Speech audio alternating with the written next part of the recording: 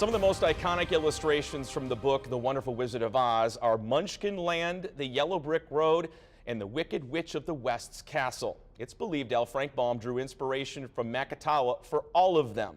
What did he see that likely triggered his fertile imagination to create the places in the story that have transcended generations?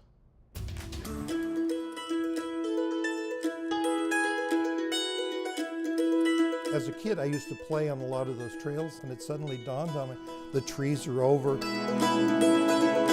And Dorothy and the Tin Woodman, the Cowardly Lion, they're walking down the Yellow Brick Road, and the trees are hovering over, and it's getting darker and darker.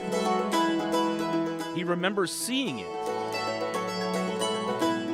Your imagination made it whatever you wanted. Because he's been here.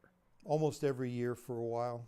And likely perused the same places his great-grandfather did at the turn of the century. And that's why I think Makatawa was probably very important. Bob Baum believes many of the descriptions L. Frank Baum wrote in his book, The Wonderful Wizard of Oz, were plucked straight out of Makatawa. There was something in everything he saw or did that brought something to his imagination, and he just filed those away or wrote them down.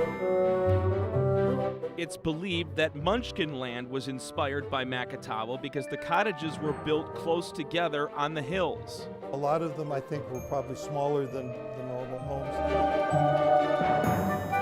Many of them still standing today from when Baum lived here. He was that kind of a writer. Whatever was around him, if he saw that, bingo. Did these curvy roads in Makatawa,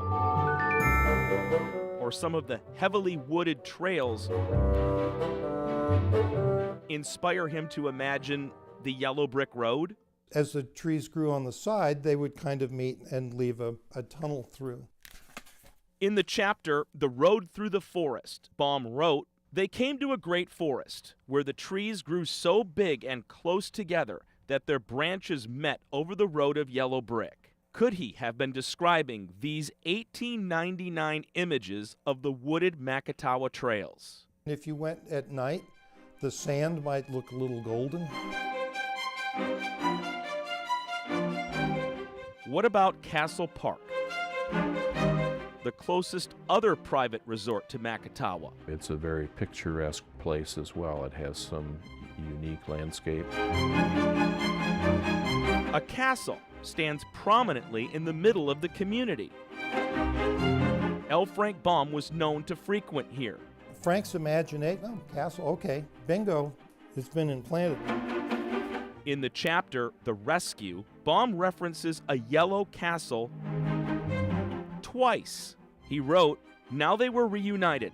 Dorothy and her friends spent a few happy days at the Yellow Castle, where they found everything they needed to make them comfortable."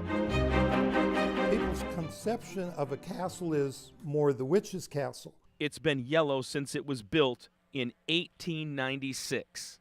I really do feel that that was a real catalyst. Some of the artwork in the book was inspired from Makatawa. I know that the illustrator he had, William Denslow, came over one time. Dorothy was drawn with pigtails and a gingham dress. One of the flying monkeys wore a hat. They were part of what was going on at the time he was doing it. The evidence could be in this image, taken in Makatawa in 1899. A young girl with pigtails, wearing a gingham dress, looking at a monkey wearing a hat. Here's more photos of the same girl.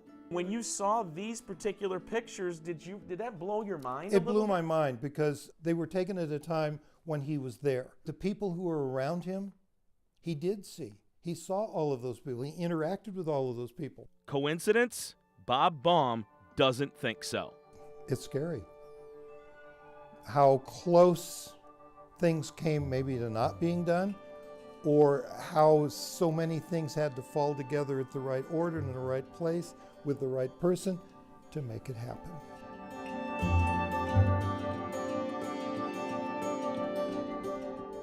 And that leaves us with the mysterious identity behind the most important character in Oz, Dorothy.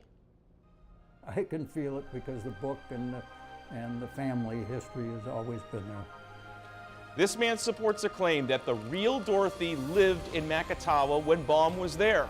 We'll explore that claim when Origin of Oz continues.